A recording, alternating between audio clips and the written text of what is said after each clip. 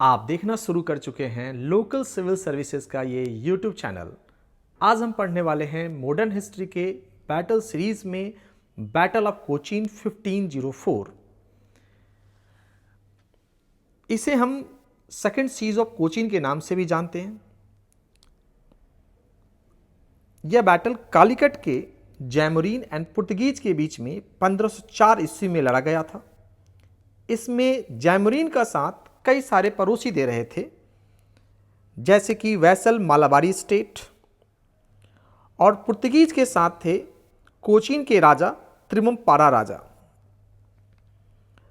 इसमें पुर्तगीज की जीत हुई और जैमोरीन की एक शर्मनाक हार हुई, और इस जीत की वजह से पुर्तगीज अपना पैर जमाने में सफल हुए।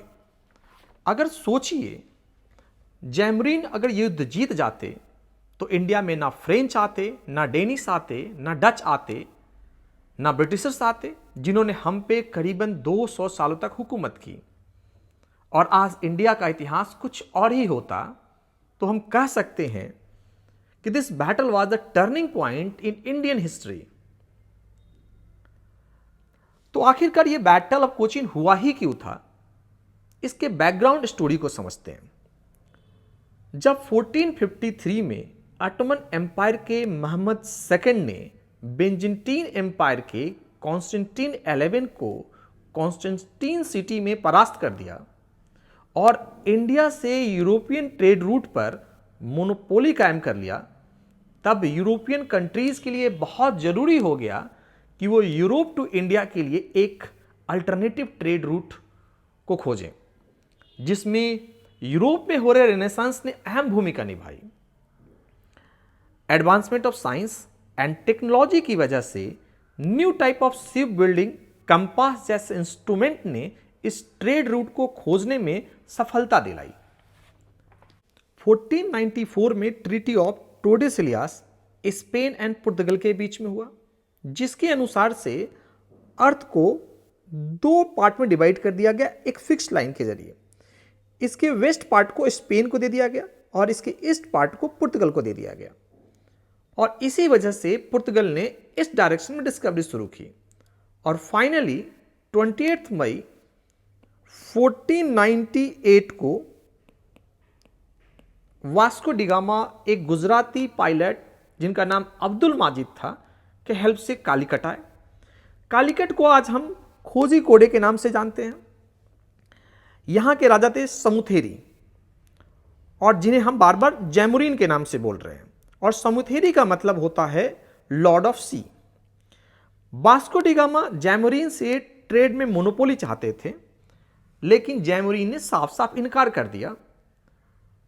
वो मोनोपोली इसलिए चाहते थे क्योंकि एक कंट्रोवर्सी थी मुस्लिम ट्रेडर्स एंड यूरोपियंस के बीच में, और वो चाहते थे कि जिस तरीके से old Europe to Indian route पे अरब मुस्लिम्स एक मोनोपोली कायम कर चुके हैं, और वो एक न्यू ट्रेड रूट का डिस्कवरी करके इंडिया आए हैं, तो वो इंडिया पे ही अपनी मोनोपोली चाहते थे।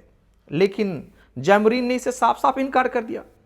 तब वास्को डिगामा अपने शिप में स्पाइस, कॉटन जैसे मटेरियल को भर करके वापस अपने कंट्री लौट गए, और कहा जाता है जब इन चीज़ों को वो अपने कंट्री में उन्होंने बेचा तो उन्हें करीबन 50 से 60 गुना प्रॉफिट हुआ।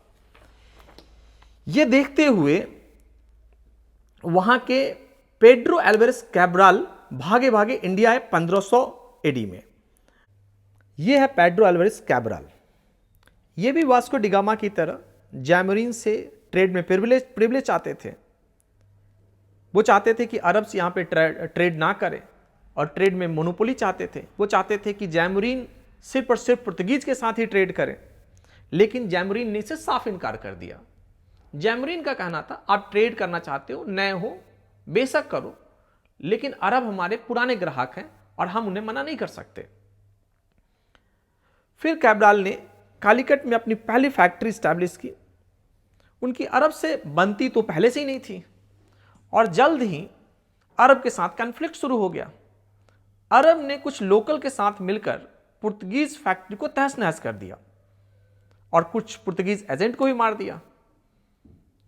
पहले तो कैब्राल साहब चुप रहे, वो चाहते थे कि जैमरीन इस पर कुछ एक्शन ले, लेकिन जब जैमरीन ने कोई एक्शन नहीं लिया तब कैब्रल ने सिटी पे बम्बार्डमेंट कर दिया और यहीं से पुर्तगीज और जैमरीन के बीच दुश्मनी शुरू हुई और बैटल ऑफ कोचीन की पृष्ठभूमि तैयार हुई। जैमरीन के सैनिक जमीन पे माहिर थे, लेकिन पुर्तगीज की ताकत सी में ज्यादा थी। एडवांस शिप थे उनके पास जिसमें तोपें लदी हुई थी। तो यहां से अब दोनों गुट जो थे अपनी पावर्स को बढ़ाने में लग गए। पुर्तगीज अपनी दोस्ती जैमरीन के पड़ोसी राज्यों से बढ़ाना शुरू कर दिया, जिसमें कोचीन भी था। कोचीन के राजा थे त्रिमुम्परा राजा। उनकी जैमरीन से कुछ खास बनती नहीं थी, इसीलिए त्रिमुम्परा राजा ने पुर्तगीज के साथ ही हाथ मिला लिया। लेकिन त्रिमुम्परा राजा के जो कुछ खास लोग थे वो नहीं चाहते थे कि जैमरीन के अगेंस्ट ये ट्रीटी कर ली जाए, क्योंकि जैमरीन का जो राज्य था वो ज्यादा बड़ा था, उनके पास सैनिकों की संख्या ज्यादा थी और उनका ये और त्रिमुम्परा राजा के जो खास लोग थे उनका ये सोचना था कि ये पुर्तगीज आज हैं कल नहीं होंगे। क्या पता, जैमरीन जो है हमेशा से हमारे पड़ोस में है और ये बहुत ही बड़ा राज्य है, कभी भी हमें इससे भारी कीमत चुकानी पड़ सकती है। इसलिए उन्होंने त्रिमुम्परा राजा को बहुत बार बोला कि आप इस ट्रीटी को ना करें, लेकिन त्रिमुम्परा राजा नहीं माने और ये ट्रीटी करके वो पुर्तगीज के साथ उन्हें हाथ मिला करके जैमरीन के अगेंस्ट वो काम करना शुरू कर दिए। पुर्तगीज तो ट्रेडर थे। 1503 में जब उनका फ्लीट पुर्तगाल रवाना हुआ तब जैमरीन ने कोचीन पे आक्रमण कर दिया, क्योंकि पुर्तगीज की जो पेट्रोलिंग के लिए शिप थी वो भी रेड सी की तरफ निकल गई थी। इधर जैमरीन की सेना ने त्रिमुम्परा राजा के बेटे नारायण को मार दिया, कोचीन में तबाही मचा दी और कोचीन के राजा से पुर्तगाल के एजेंट को सौंपने की मांग कर दी। लेकिन त्रिमुम्परा राजा ने अपनी पुर्तगीज के प्रति लॉयल्टी दिखाई और जैमरीन को उन्हें सौंपने से मना कर दिया। जैमरीन डटे रहे, कोचीन को बर्बाद करते रहे। उधर अटैक का न्यूज मिलते ही Francisco de Albuquerque 6th armed ship के साथ अगस्त मंथ में पहुंच गए और खराब वेदर की वजह से जैमरीन और प्लस ये आप देख लीजिए कि अल्बर्की भी पहुंच चुके थे। ये देखते हुए जैमरीन एंड उनके अलाइड की सेना फाइनली अगस्त में पीछे हट गई। लेकिन यहां पे अभी युद्ध रुका नहीं था।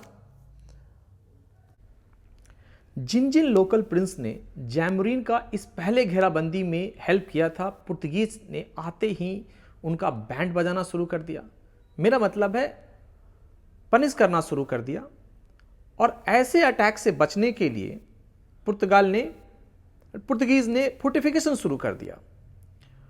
पुर्तगीज ने त्रिमुम्परा राजा के परमिशन से अपना पहला फोर्ट मैनुअल दी कोचीन केरल में स्टैब्लिश किया और युद्ध की तैयारी भी जोरों शोरों पर चल रही थी।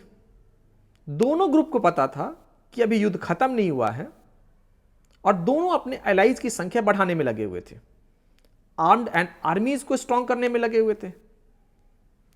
त्रिमुम्परा राजा के जो खास लोग थे वो अभी भी कह रहे थे कि अभी भी समय है, आप जैमरीन के साथ ट्रीटी कर लो।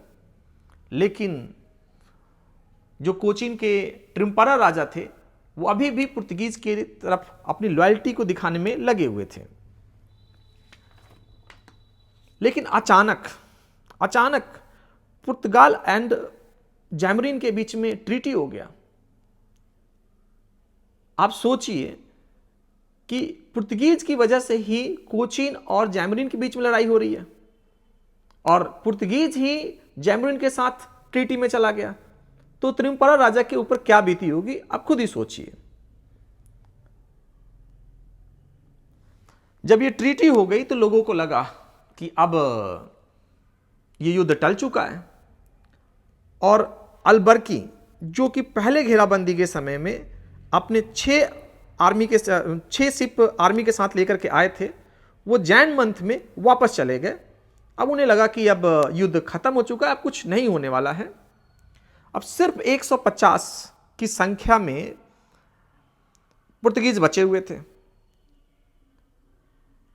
ये न्यूज़ सुनते ही कि अलबर्की अपने 6 सिप आर्मी के जो लेकर के आए थे वो चले गए, जैमरीन के मन में फिर से मुरादें जगी कोचीन को जीतने की, और उन्होंने करीबन 60,000 सैनिकों के साथ 31 मार्च को पुर्तगीज के ऊपर आक्रमण कर दिया।